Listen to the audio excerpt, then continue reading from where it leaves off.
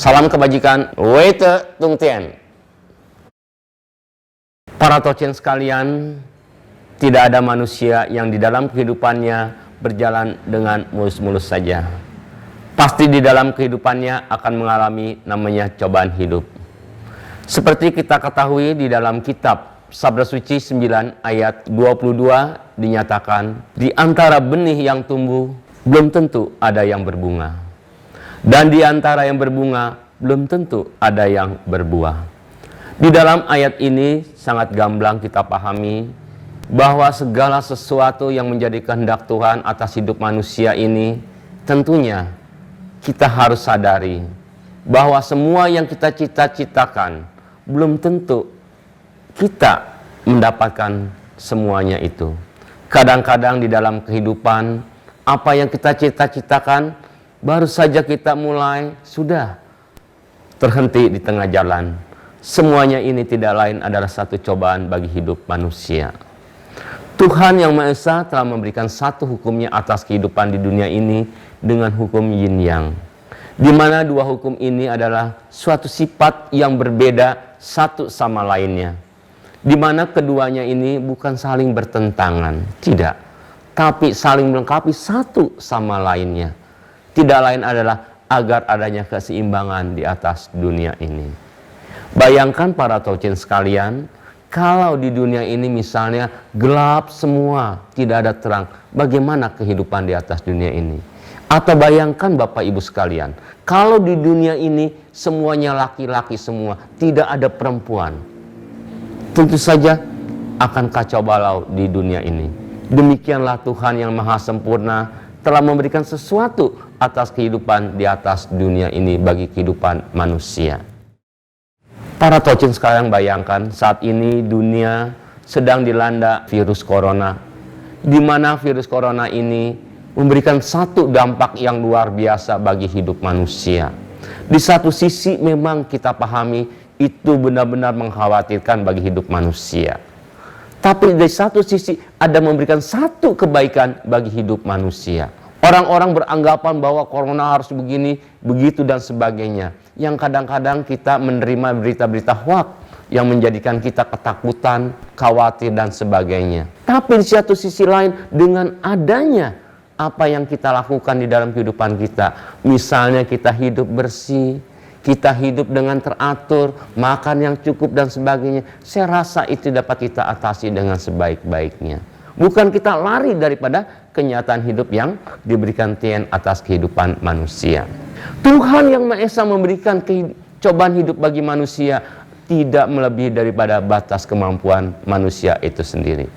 Kita lihat di dalam sejarah agama Konghucu, banyak orang-orang yang sukses di dalam kehidupannya, semuanya dialami karena adanya cobaan di dalam kehidupannya.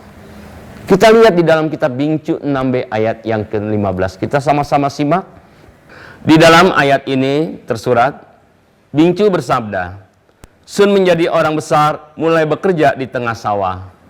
Huat ketika diangkat, ia sedang mengerjakan dinding rumahnya. Kokik ketika diangkat, ia sedang berdagang ikan dan garam. Kuan Igo ketika diangkat, ia masih di penjara. Sun Syokgo ketika diangkat, ia sedang mengasingkan diri di suatu tepi laut. Pik Lihe ketika diangkat, ia sedang di pasar. Begitulah kalau Tuhan Yang Maha Esa hendak menjadikan seorang besar, lebih dahulu disengsarakan batinnya, dipayakan urat dan tulangnya, dilaparkan badan kulitnya, dimiskinkan sehingga tidak punya apa-apa, dan digagalkan segala usahanya.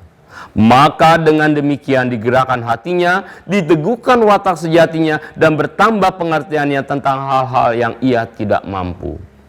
Kalau orang selalu menderita, ia tentu akan dapat memperbaiki kesalahannya. Kalau orang sudah banyak menderita dalam hatinya dan menanggung kesukaran dalam pikirannya, barulah ia akan bertindak benar-benar. Begitupun dalam berbicara. Kalau sudah disertai wajah yang sungguh dan suara yang tegas, barulah orang mau mengerti. Para tocen sekalian yang terkasih, orang-orang di dalam ayat tadi adalah orang-orang sukses, Orang-orang yang menerima segala apa yang telah Tuhan berikan di dalam kehidupannya. Mereka tidak pernah menggerutu, tidak pernah marah, tidak pernah down di dalam menghadapi satu masalah kehidupan. Justru mereka bangkit. Kenapa? Di dalam ayat 2 jelas sekali. Begitu gamblang ayat ini memberikan satu kehidupan bagi mereka. Mereka tidak takut. Badannya disengsarakan, dipayakan, bahkan dimiskinkan, tidak punya apa-apa. Lalu bagaimana dengan kita sebagai manusia, para tocin? Kadang-kadang kita yang saat ini sedang sehat, kita sedang ada rezeki dan sebagainya, kadang-kadang kita lupa, para tocin. Ingat itu. Kita saat ini kita sehat, apa kita selalu bersyukur? Ada orang-orang di sekitar kita, para tocin, yang tergeletak kaku di rumah sakit, tidak berdaya. Kemudian kita hari ini dapat makan mungkin kurang banyak. Kita harus bersyukur, tocin. Karena kita lihat sekitar kita banyak orang-orang yang tidak bisa makan. Inilah, para tocin, contoh-contoh yang kadang-kadang kita lupa. Karena diberikan satu ujian hidup saja, kita lemah. Kita tidak berdaya. Bahkan keluar sumpah serapah, keluh gerutu. Tuhan tidak adil, Tuhan tidak baik kepada kita dan sebagainya. Itu yang harus kita hindari di dalam kehidupan. Lalu para tocin sekalian yang terkasih, kalau orang sudah diberikan satu kehidupan dengan adanya penderitaan, bukan berarti dia lemah. Di dalam ayat 3 tadi dinyatakan, kita meneliti kepada diri kita.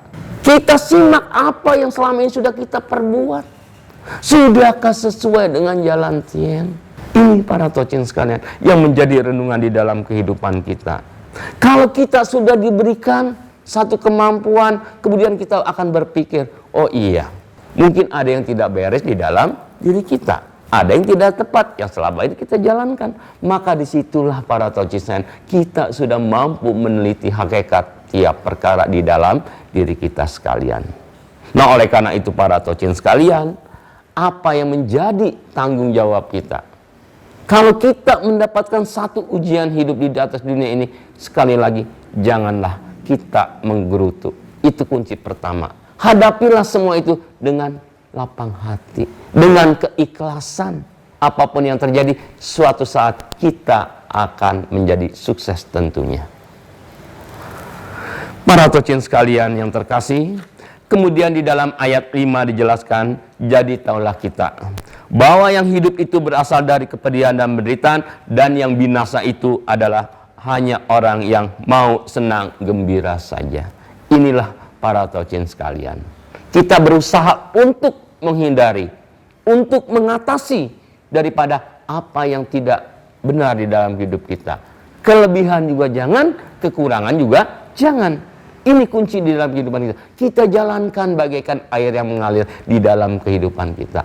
Itu kunci yang harus kita miliki di dalam kehidupan. Lalu bagaimanakah, para tocin sekalian, kalau kita di dalam kehidupan ini ternyata kita mendapatkan satu cobaan hidup?